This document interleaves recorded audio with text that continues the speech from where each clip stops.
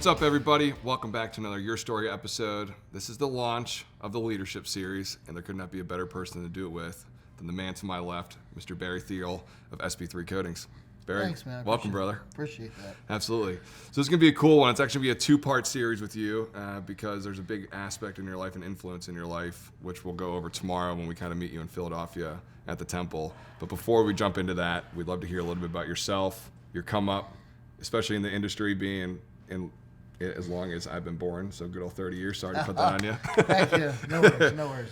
To where you are today. So why don't you give us, kind of a little bit of your background and your upbringing? My upbringing as a detailer, you think? And just in life, because you were born close to... Yeah, I was born in Manheim, Pennsylvania. Yep. Literally born in Manheim. You know, most people in this area go to Lancaster, Lebanon. When I was born, it was in February, and apparently it was snowing that day. And I just happened to be ready, and I didn't make it to Lancaster. I made it to Manheim. So to say I was born in Manheim, I literally was. Went to high school in Manheim, played for the golf team. Out of high school, I went to the Army for a few years, got out, and then I fell back in love with detailing. Started detailing in '93 while in high school. Ended up working for a company where they were doing like 400 cars a day. My first job when I got hired was just to put wax on the front end of a car and take it off and then lay a pinstripe in the 90s because pinstripes were important back then. When you say the front of a car, you're talking like hood, bumper? Yeah, just the whole front clip, hood, fenders, and bumper. And somebody else would finish the rest? Somebody else had the rest, yeah. Wow. So I worked with 3 other detailers. So that's all we did was just put it on, take it off, and then we did the windows, dressed the tires, and then we shipped it. About a week in, a guy in the back quit, and they said, hey, we're going to move you back in to learn how to wet sand cars. So I was 15, wet sanding cars. That's how I got that's what kind of intrigued me into the career. The goal was to anything that was freshly painted or anything that had body work previously. It would come to me. I would wet sand it down and then just compound it out. I didn't have to worry about final polish, none of that. The goal was to put it out, to take out what I put into the car, the scratches from the sanding. So I started at usually about 600 grit, worked my way up to 1200, and then we compounded it and buffed it out. And then we sent it into whatever was next, But that was my job for 3 years. That's all I did after school. Worked in a couple restaurants, things like that. A little bit of roller skating on the summers. I worked at a roller skating rink. I was a floor guard. What's a floor guard? I was the guy with the whistle. So if you went too fast, I said, slow down, You ever deck anybody? No, but I was a good roller skater. I was on a speed team. It was pretty interesting. I could shuffle skate back in the day. One of my hidden talents not many people know about. We're going to bring it out. That I don't really talk about. So long story short, I got into detailing. Went back to my same employer, actually in high school when I got out of the Army. Hired me. His shop manager ended up opening a shop. I got involved with the shop manager time. We were really close. His name was Todd Zimmerman. Probably one of the, in my opinion, is one of the most iconic guys that really taught me how to detail a car. He taught me the business side of things at an early age. I started working with him, then I got into some dealership stuff. And then finally one day, just like everybody else, I had enough, My wife was working in a nursing home making like $9 an hour. I was making like $15 an hour, and then I just said, hey, I want to open up a shop. So we didn't have much money. I took one of the biggest risks of my life. Put one foot forward. Here we are probably 20 years later. I had a pretty good detailing career. I had waxes named after me. I got a chance to work with multiple manufacturers. I had Motor Trend features. I had magazine features. At one point I was traveling the country working on some pretty cool stuff. Won a lot of concours, a lot of platinum jobs.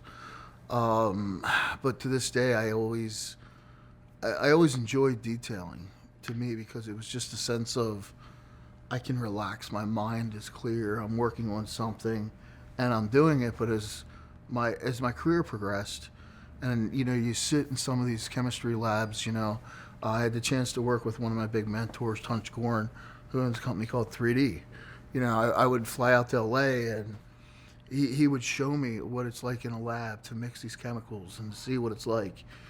And I more fell in love at that point in my career with not just detailing cars. Like, we as detailers were told that you put a polisher on, you run it at this temperature, this speed, whatever the case may be, and this is the end result you get. I fell in love with the mechanics, the whys. Does that make sense? It does. Like, why does a compound break down? Why does a polish break down? What's it do when it breaks down? How long is a polishing cycle? How much pressure should you have? What's the difference between like an open foam cell pad versus a closed cell foam pad? Why run a rotary, a DA? The different strength. And who was teaching you all this? How are you learning all these? A lot answering your of questions? stuff. I just asked questions. I had a lot of great friends. I was one of the big influences in my life was Jason Rose. Jason is a Not mastermind. a well-known name or anything. Right? No, yeah, no, but like Jason was the guy who literally, to this day we always joke. I work with Jason a little bit in the IDA stuff, but you put him and Kevin Brown together, and I would talk to them both a lot of Kevin, and you learn stuff from these guys, and then you make it your own. And I always say it every time I teach somebody detailing, I'm going to give you the fundamentals. You're going to learn everything you need to know. You're not going to be good right away when you leave here. You got to put the time in, put the practice in, keep going over, keep doing it, and eventually you'll be good at what you do. Same aspects. It started with working with different companies, and you get behind the scenes of these companies, and you see these labs working, and eventually you're either one of them people that are going to ask questions, or you're just going to say, hey, that's cool. I was the annoying guy that asked 100 questions. It was hard for me to read because I'm dyslexic, but you show me something or you tell me something and I nail it. I'm a very hands-on guy, so I really started to learn like compound formulas, polish formulas, soaps, and degreasers and detergents, and high-level pH, low, acidics, and it's crazy what you pick up over the years. Especially 30 years. I mean, before I met or know who you are now, before even then, I knew you as SB3. Yeah. But your past, not your past life, but the whole 25 years before that was you being known detailing. as detailing, known as one of the top guys in the industry too. Yeah, and it's weird because like I struggle with that now, because 5 years ago I'd go out and they're like, oh my God, hey, that's Barry from Presidential Details. Yeah. Now I go out and they're like, hey, that's that guy from SB3. It's like people forget that I was a detailer now, Yeah. and you get a lot of younger kids coming into the industry and they just know me as SB3, which is, for me, that's a struggle because it's like throwing away half your life to start a new life, and it's like a love-hate because, I love detailing, but now I found a passion on this side to where with SB3, it allows me to give back to the industry. As to when I was detailing, I didn't have the time. Yeah. So now I have the time to give back to the industry, and to me, that's more important. Yeah, and you do a lot for the guys. I mean, the people I know that know you and use SB3 and have gone through, all the different trainings and really know the products well, say the same thing, how giving you are. And whenever they have a question, it's a 24-hour phone call service. Basically, any time of the day, they can call you and you give them an honest and truthful answer. And you're not upset to answer their question. You're actually honored that they asked it. Yeah, no, which is cool. You don't get that. It is. It's and I struggle with that. I do because I'm always working. Yep. Like people joke and I joke, say I work 10 to 4:30 Monday through Friday, and it does feel good when that works. But what they don't see is, when you leave there and then you come home, my wife goes to bed at like 8 or 9. I'm reworking. Some nights I'm working till 3 in the morning. Yep. Talking to the overseas guys, the distributors. So it's hectic. Like, it's nonstop. But at the same time, I figured out how to make it work for me, how to divide my time out, which is important. And how is that? What's some advice on that side of it? A lot of people struggle with it, including myself, is trying, as you say, I think you were talking 5 o'clock, you shut off your phone. Yeah, for me, down. for now, what I try to tell guys is, when you set that time at your shop when you're going home, stick with it until it becomes a habit, until you feel bad if you're there. So if you shut at 5 o'clock, leave at 5 o'clock. You know what I mean? Don't leave at 8 o'clock and have excuses. And there will be nights when you're there late. You're always under a gun a little bit. You're always under a pressure for something, or a car, or some show, or Cars and Coffee, or whatever. or you fell behind, but really try to put that emphasis on leaving when you're supposed to leave. Otherwise, you're going to be there till midnight, and you're going to do it again the next night and the next night. And for me, what I found was I was always the 9 o'clock guy, 10 o'clock guy. Come home, my wife's in bed, my kids are in bed, my dogs are sleeping, and there I was. Now I'm wide awake. Next thing you know, 2 in the morning comes, and I got to wake up at 5 and do this all over again. Yep. As to where in this industry now, it's nonstop. So I always have phone calls, emails, messages, but I've learned to return the messages when I can. Everybody in my network that knows me, I always tell them one of two things. A, if it's important, you need me right away, pick up the phone and call me. I hate text messages because I'm dyslexic. I send you something back, and it looks like a 3-year-old said it. You know what I mean? As to where you talk to me, I can explain it, and I can get it done in 2 or 3 minutes. So a lot of guys, if they need me, it's something they need, by tomorrow. Hey, Barry, they'll shoot me a text or an email, If they need something now, they know to call. Sure. You know what I mean? So, and you have those guys who will call right away all the time. You have some of the guys that will call and say, hey, give me a shout, whatever. But then, more importantly, I'll also take my time. I try to take every week, and I try to call at least 10 or 15 people in our network just to say hi. How are you? What's going on? I genuinely care when I'm calling, and that opens up a lot of opportunities. They can say, hey, Barry, I'm having a bad week, or, you know what, Barry, I'm struggling with this product. How can you help me? And then it turns into a conversation, and we're talking. Just the other day I called a guy. I said, hey, man, I haven't heard from you in a month. I was like, what's going on? You call me every 3 days, and, you're asking for advice and this and that. And I said, I haven't heard from you in a month. Things are going well, hopefully. And he's like, yeah, things are going great. And you learn as time goes, you start to talk to these guys. And, when you first start, it's like every other couple of days. And then it turns into maybe once or twice a week. And then it's once a month. And then next thing you know, they're off on their races. They're doing their thing. And it's like, you know what? My job was accomplished. So, but I still got to call them back every now and then and just say hi. How do you decide who you're calling? A lot of times it's just random. A lot of times I'll open up our installer map on our website. And I try to find people that I don't normally talk to. I think the whole U.S. is red and black now, though, from that. Yeah. Guys, so it might be a little hard to find. Yeah, it is. It makes it tough. It was a lot easier when we had 50 or 100 installers. But, I still try to reach out to them. I still try to call them. Just send a text. Hey, how are you? I always liked when... That means when... a lot. It does, because I've always had friends that cared about me. And I genuinely care about every one of our installers. So... if I can reach out and just say hi, it lets them know we're thinking about them, And to me, that kind of spruces up somebody's day, if that makes sense. And that's how we try to do it. And I've already learned a lot from the 10, 15 minutes that we've been talking on why Michael decided to bring us here for you to be part of this leadership series, because everything you're talking about right now truly amplifies a leader. No, thank you. The fact that somebody has thousands of installers worldwide, a family, a son, and is able to come in and still be willing to pick up the phone call just to say, hey, how you doing? Just want to check in on you. Yeah. And remember that means a lot. For me, it's a lot because, I never want to forget where I came from. I'm always a detailer at heart. I love it, And for me to step out of that detailing role was difficult. It wasn't easy. You're doing something for 20, 25 years, and you're good at it, and you love it. Why change that? People would think you're nuts. I took pay cuts. I didn't do this because it was, I'm going to make $1 million tonight. Yeah. I mean, I took personally a massive pay cut for SB3, and I did it for 3 years. Do you think before you made that decision, though, you're at the top of your game? You're as high as you can go. There was no, you were doing $1 million cars.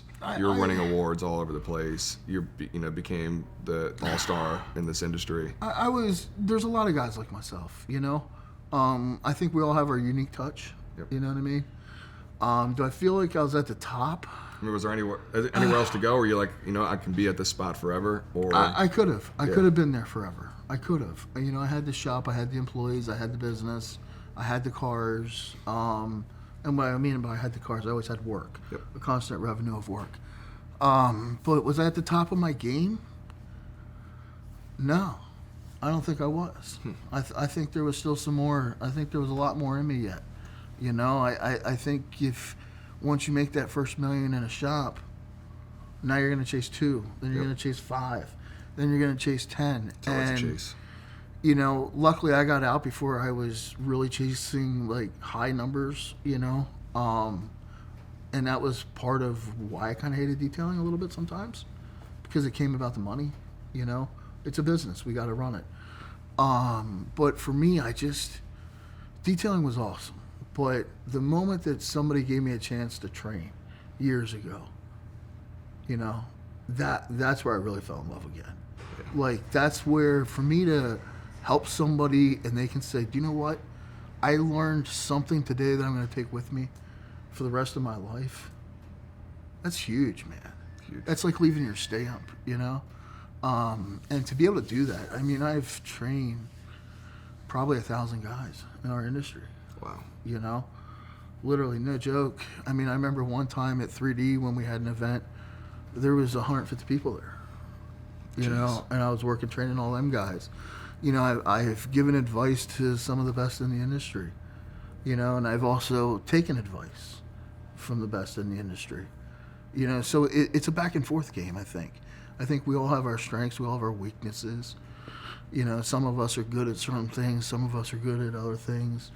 You know, I was a well-rounded detailer. I was pretty fortunate. A lot of it came from years of experience, but at the same time, am I at the top of my game? No, I don't think I was, you know? I mean, some people might look at that and be like, are you crazy? Are you kidding me? Yep. Like, how are you not at the top of your game? But again, there's always room to grow. You know, whether it's personal, whether it's money, you know, for me, I don't think I was at the top of my game because as smooth as the shop ran, as the money was coming in, you know, I had my, you know, Scott, obviously, my manager at the time, everything flowed, but I forgot about myself. You know, my you know, for me, it was all money. I didn't care about my health. I never thought I was going to get old. Yep. I thought I was going to stay the same shape. Yep. You know what I mean? So I think to be at the top of your game, you got to be well-rounded everywhere, physically, mentally, plus what you produce. And for me, at the top of my game, I don't think I was, because I don't think I was there mentally or physically, if that makes sense. Well, yeah, it makes complete sense. Now that you've made the decision, which I'm going to ask about next, to take on SB3, you know, full time, do you regret leaving where you were, the shop and everything, to bring this on? Not 1 second. Yeah. I miss it. I do. You know, I miss waking up, talking to the guys, walking in there, seeing the shop and watching the work that was produced. But again, you know, as you learn, my opinion is leaders create other leaders. So eventually I had to put that down to step up to where I'm at now so I could help create the next level of industry. You know, I look at some of my peers, you know, the Jason Rose, the Prentice St. Clair, the Bob Phillips, the Running Doyle. You know, the guys who are in their 50s and 60s now, they're soon done. You know what I mean? They're done soon. They're ready to retire in a couple of years, 5 years. Sounds crazy. 5 years will come tomorrow. Oh, yeah. You know, so somebody has to step up and fill those needs. Well, if, you know, a guy like me who's ready to step up, what's behind me now? You see what I'm saying? Yep. So, like, you know, we were talking, and you'll find out tomorrow at the Masonic Lodge, but we have a term, pass the gavel. Every year the leadership goes. You know, eventually those guys are going to step down and say, Barry, here's your gavel. Then eventually I have to do that.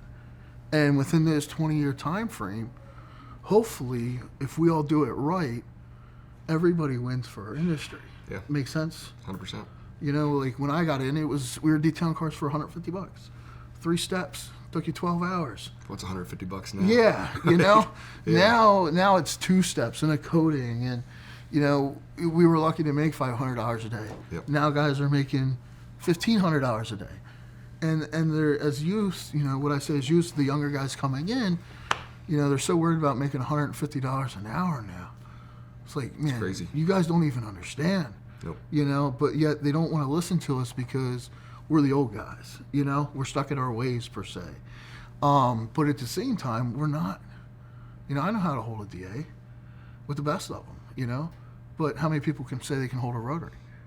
See what I'm getting at? I can't. Yeah. So when you look at that stuff, To me, I look at our industry as, hey, I'm here for a reason. I finally found a purpose, and that purpose is to better the industry. How can I attack that? And over the last year, that's what we did. For me, I implemented, hey, I'm going to get active in the IDA. I felt that the IDA was the one organization that has a chance to grow our industry collectively. It's managed by a lot of great different people in the industry, detailers, suppliers, manufacturers. We all come along, and that's what it is. So right now, my kick is the IDA. Just yesterday, Friday, I was training 5 trainers of one of the best training schools in the country. Yeah. Went in, we skills validated them. Now they're actively involved with the IDA. It's again one step at a time. And the IDA has done wondering well too, because they've supported us, on the Urable side ever since. Yeah, kind of started in the industry. Same with you guys. They support everybody. Yeah, which is cool. And here's the thing: they're 10 years old, I think. Yep. And they're still just the beginning. Just the beginning. Yep. Like we are now in times where there's a lot of beginnings. Which avenue do you want to go? How do you want to go? Social media changed detailing forever. There's so much involved. But for me, my purpose, I think, now is, and what I'm happy about, is SB3 has put me in that position to give back. Yeah, big time. And that, to me, is what SB3 is. You're doing damn good at it. Yeah, that's it. So how would you, you've gone through a lot in your life. Where did you start building some of your leadership skills? Was it time in the Army, going through multiple years in a business and having all those employees? I was always a go-getter. I was always wanted to be the best. I always wanted to push hard. I learned a little bit in the military, and then I just kind of learned as I went. But then, again, masonry, which again you guys will see a little bit tomorrow. Masonry has put me in a leadership position, and I didn't realize it. Sure. You start working your way through these chairs, and you become an officer, and slowly, in 4 or 5 years, you're like, wow, I got an education here that for free that a lot of people would pay for, and I was doing nothing more than what I was told to do. So yeah, masonry was a big part of my leadership. And then it was like, as you get good with your career and you just start talking to people and people start looking up to you, and then all of a sudden you become a mentor. I never inspired to be a leader. I never cared to be a leader. I think people put me in that position. Yep. It wasn't something that like I asked for or I wanted. Again, I struggle with that sometimes too. Because it's hard. Like I'll go to an event, and literally this was like one of the first times I realized it was 2 years ago at Mobile Tech. And I went to an event, and I was at Mobile Tech. I was there maybe 3 hours, and I couldn't even sit down yet. I had people coming over talking all the time. We're halfway into the day, and I looked at Scott, and I was like, man, I got to go to the bathroom. He's like, you all right? I was like, physically I don't have to go to the bathroom, but I'm just going to go sit in the bathroom stall to get away for 20 minutes because I'm not real good with people, believe it or not. What? Like, I'm good at talking to people like on a one-on-one level, but I still need my space at times, and I get overcrowded easy. So when I have a lot of people in a big group coming at me, it's hard for me to say, hey, how are you? How are you? How are you? I'd like to let's focus on you, and then you, and then you, So I get flustered, I guess you could say. So I went to the bathroom and walking through the hall, and, hey, Barry, how are you? Blah, blah, blah, Get in the bathroom. I'm just literally in the stall, sitting on the toilet with my pants on, my jeans on. I'm playing Golf Clash. People who know me, it's very bad addiction is Golf Clash on my cell phone. So I was just sitting Yours there. today for 99 cents. Yeah, So I'm sitting there, and I'm just playing it, and I'm like, all right, fine, I got to get back out to the booth. I opened up the door to the stall. 2 guys came walking in. Hey, Barry, how are you? That's when I realized I got to figure something out. I couldn't even walk out of the bathroom without somebody asking me about detailing. So now when I go to these events, I try to, hide, per se, sometimes, just because it's nothing personal. Like, I welcome everybody into my life, but at the same time, Barry needs his life, too. And that, I struggle with that at times. So I don't think I've ever wanted to be the leader. I think it was an opportunity that I kind of people put me in, and then it developed and it grew, and I felt that I had a responsibility now, to continue that and to give back. That was my responsibility.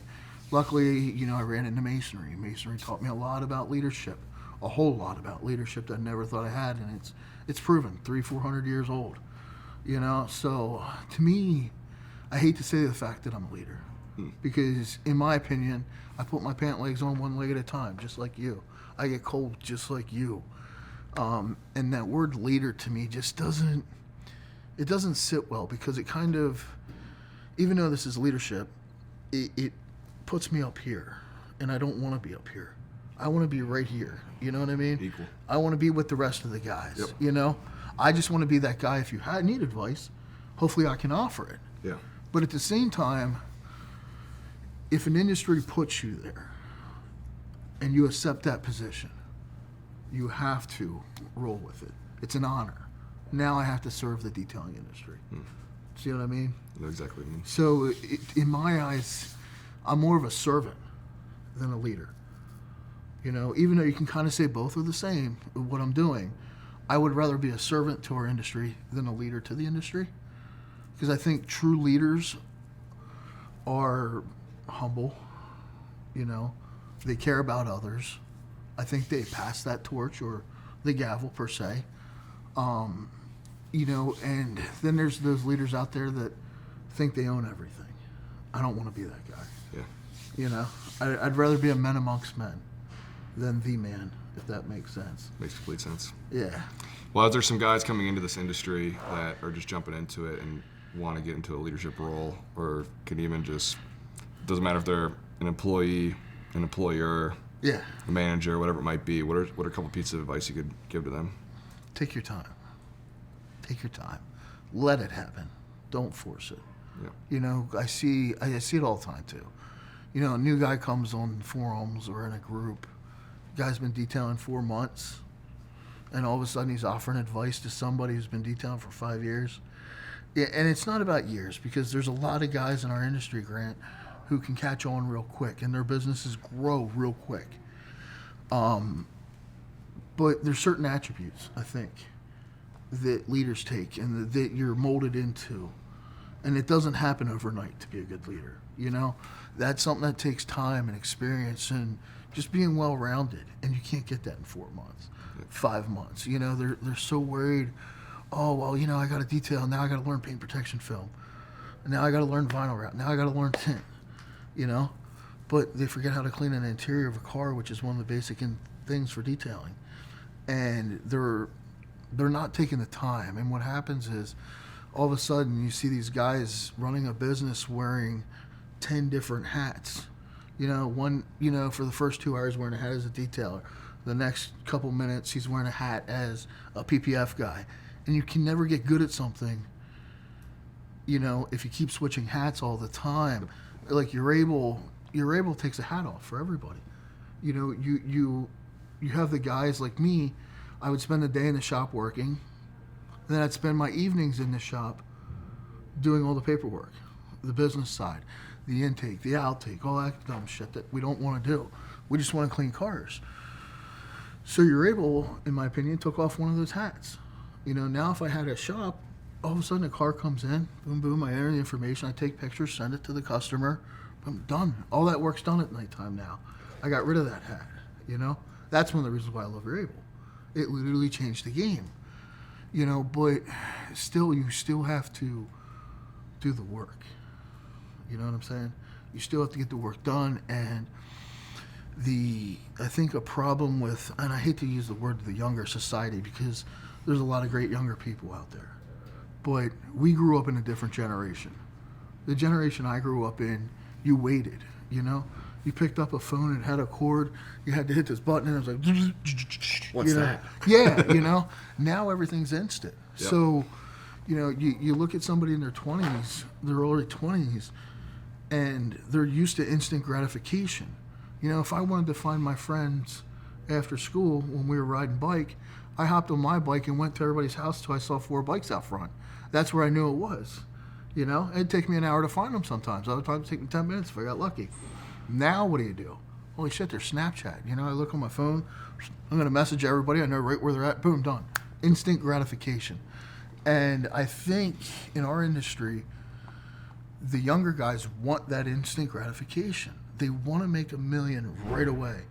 When the reality is $100,000 a year will change their life. Oh, what? You know, and they're so worried about that $1 million or $2 million, and everybody's 10x this and 10x that, and scale this and scale that, and you got to put 10 times the work in because, you know, if you want to beat the guy that's working 40 hours, you got to work 80 hours. I think that's bullshit. I think if you learn to be efficient and grow your business and properly do it, you know, if you're running behind on your business and you're backed up for 3 weeks, you need an employee. You do. You don't need the extra 10 hours a night. You see what I'm getting at? 100%. And these guys are putting in these 10 to 15 hours daily. It's going to kill them. Like, I was a skinny guy before I did all this, you know? And that's when you say well-rounded, and you were talking about it. You know, now I'm focusing on Barry. You know, does that make sense? Like, I forgot that focus. You know, and again, it takes everything. Well, the main message here is structure. Like, have a structure for your business, because when you're trying to play all the hats, which everyone does, and I went through the struggle too, and it's like, well, you know, you realize at the end of the week you're working 80 hours, and your family, your girlfriend, or you know, your parents are like, where have you been? And you're stuck in the garage. There's no like life balance to that. Yeah. And you've been playing, you know, having your work-life balance, figuring it out over the last couple of years, and it seems building this brand that you've finally been able to find it. Yeah, it is. You know, I think, and I try to look differently. You know, I was never the structure guy because of my dyslexia. You know, I was gifted in some areas of school, in other areas I sucked. You know, it was nothing like, in 9th grade, I remember going to a trig class in 9th grade. I don't know where they're at now, but at that time in the 90s, trig was a high class. What's trig? Trigonometry? Yeah, that was like a senior year thing. You know what I mean? Usually in junior year, you went trig and then calc. I had it in 9th grade. Right after I left trig, I was going to a remedial English course to learn how to read on a 5th grade level. Think about that for a moment. Wow. You know, so I always thought outside the box, and I think in society, I think our education system is completely screwed up. I think it's really far behind. You know, we're doing the same thing in our education system that we were doing 200 years ago. You know, so as a youth, you wake up and, you know, from 0 to age roughly 5 or 6, you spend your whole life learning. You know what I mean? Learning to put your socks on, learning to talk, learning to do this. And then from 6 to 18, what do? You spend your whole life learning, right? Yep. In high school. Then they say, okay, now you have 18 to roughly 22.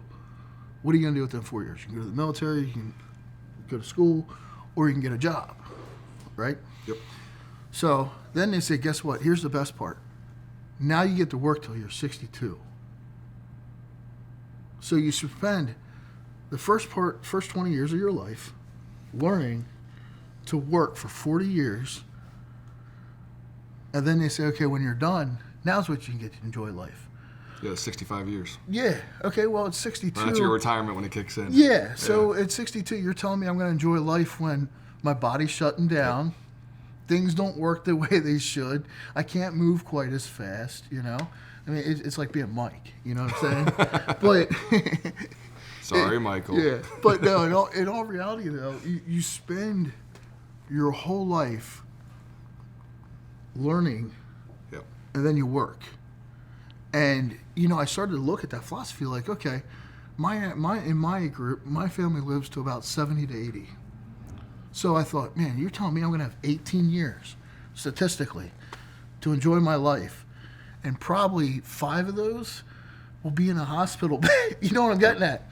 So I looked at it differently. I thought, that's not how I want to live my life.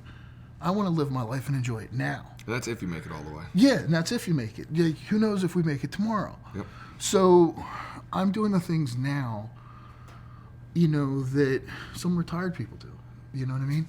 But what's nice is I get to share those experiences with my peers in the industry and get to help them out. You know? And to me, that's what I would rather, at the end of the day, I'd rather have a quality life than a long life that didn't mean anything.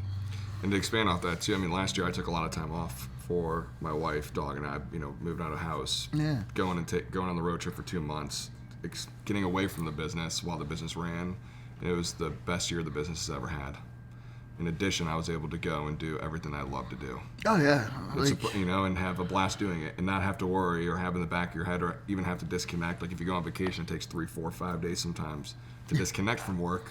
You got 2 days left on your 1 week vacation, and then you're back out on Monday. You had 2 days of relaxation. Yeah, you feel better. Oh, And yeah. that's where I was blessed because of Scott. My partner here. Yep. He managed my shop. So once I trained him to where he needed to do whatever, I could literally leave. And sometimes I'm pretty sure the shop ran better with him than it did with me because, I can teach and I can do it.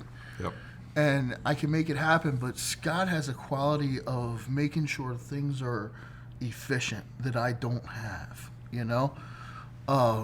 And again, that's where it rubs off. It's always good to have peers and partners and mentors and things like that because we don't know it all. And, people call me for advice, but they don't realize I call a lot of other people for advice. Mm-hmm. So obviously you don't mind when people reach out, and that's something that you recommend people do too. I encourage it. Yeah. Encourage it. SB3 is a place that they can definitely do that, especially within your network. So why don't you talk about kind of the growth you guys have had? Because you're 5 years in. You talk about the low and slow mentality, but somehow you exploded this thing to worldwide, every continent, was it 20-something countries? It's a quiet mentality, Yeah. I think. I think a lot of people talk a lot of hype, if that makes sense. But for us, we just wanted to be quiet. Let's build this. Sit down, shut up. Let's build it and make it happen. And let's do it without a lot of noise. Because when we came in, it was hard because I have a lot of friends in the industry. And I could have easily manipulated the market pretty quick and said, hey, I'll give you guys 50% off to use our product. This and that, And there's ways you can shill into an industry this quick. I didn't want to do that. I didn't want to use my friends to build it, my peers. And in fact, a lot of my industry peers don't really use our products, And it's not because I don't think they don't want to or they're afraid to. I never really pushed it on them. You know what I mean? I'm not a salesman at the end of the day. For us with SB3, it was more, here we are. We want to earn your business. And I don't want to just earn it today. I want to earn it for my lifetime. How am I going to do that? I got to care. I got to just be quiet, focus on what I'm doing. I don't care what any of my competition's doing. Never will you see me hop on a page on Facebook and be like, wow, look what they're doing. No. I just don't give a shit. I hope they're great. I hope they're booming. I hope they're all doing well. You know what I mean? Because if they're doing well, I'm doing well. We're on the same field here. But genuinely, I just don't care. I don't care what any of them are doing. And I hope they don't care what we're doing. I focus on our task and what we want to accomplish, our goals, our game plan, if that makes sense. And as far as SB3, no doubt, I don't think people took me serious in the beginning. And, I don't think they took, me and Scott, not just me. I think they thought, oh, Barry's just doing another product brand, because he left, SB, 3D. And then we built Americana and sold it in less than a year and a half. And they probably thought, no, he's going to do that again. But then when I shut my detail shop down after the first year, I think people started to look at us. I think now they're taking us serious. And I think over the last 2 years, people are now really taking us serious. We're showing up at SEMA. We're at all the events. We've got the booth. Our booth is stacked every time you come to it. We're busy. Yep. The brand's growing. You have distribution in all these different countries and continents. And you have here, the worst part is it's not overwhelming yet. It's really not. It's easy. I love what I do. Yep. I literally, when I say I haven't worked a day in my life in the last 25 years. I truthfully mean that. 30 years. Well, 93, 29 roughly. We'll give you that. 29 years. Yeah, it's been a good rodeo, man. It really has. I saw the entire country, literally from detailing. I've made money as a detailer. I've fed my kids, put them through school, and life is good, man. You know. Yep. And I'm not doing it with $1 million. I'm doing it with less. So when people say, oh, you need to be a millionaire, no, you don't. You just need to be happy, I think. The rest falls into play. So it branches into basically the final question, which is, what's Barry's legacy? What are you going to be leaving behind? I don't know. Hopefully there's another chapter, I think. You know, for me, I want to be. It's tough because I've accomplished so many goals in my life, so many. I don't know. I couldn't really figure that out yet. I don't think I'm there yet. You DVD? No. For me, if I wanted to leave a legacy behind, I don't think I want to. You know what I mean? I just want to be known as a guy that was just like everybody else. Because if you leave a legacy behind, again, it puts you on a pedestal. Does that make sense? Yeah. And I don't want to be there. If somebody would say, Barry, 50 years from now when we're not here, my name gets mentioned, I just want them to say, you know what? That guy cared. He helped change the industry a little bit. Not a lot, just a little bit. You know what I mean? That's it. That's all I could ask for. Truthfully. Awesome. Yeah. Well, that would be my legacy. I love that. Thank you, bro. You're welcome. Well, I'm excited for part 2 tomorrow when we go over to the Grand Lodge and see a really big inspirational part of your life. Yes. Being a Mason. That'll be cool. And, You'll enjoy it. Just don't touch nothing. I'm going to touch everything. I know. I've watched National Treasure 17 times in the last week. I bought it for $18 and then rented it 4 times after that, not realizing I bought it the first time. That's funny. Yeah. Yeah. So, I've done that. Yep. I've bought something on Amazon and then bought it, you know what I mean? Yeah, On somewhere else. something else. Yeah, well, I did that. Like, I made that wait a mistake. second. Yeah, 2 different TVs. It happens. But we're excited for part 2, which is what you guys are going to have to wait for and definitely tune in for. But thank you, Barry. Thanks for opening up the shop. Thank you to your whole team, too, for being here, too. Yeah. So, Fun. yeah. It's been a good day. Been a blast. Absolutely. I just want to say thank you to Michael, Chris, Kyle, everybody over at Urable. Thank you to Cinescope for putting this all together. Please go on, like, subscribe, and follow all the pages, YouTube, Facebook. And as always, guys, keep shining. Realistically, if somebody wanted Urable, Yep.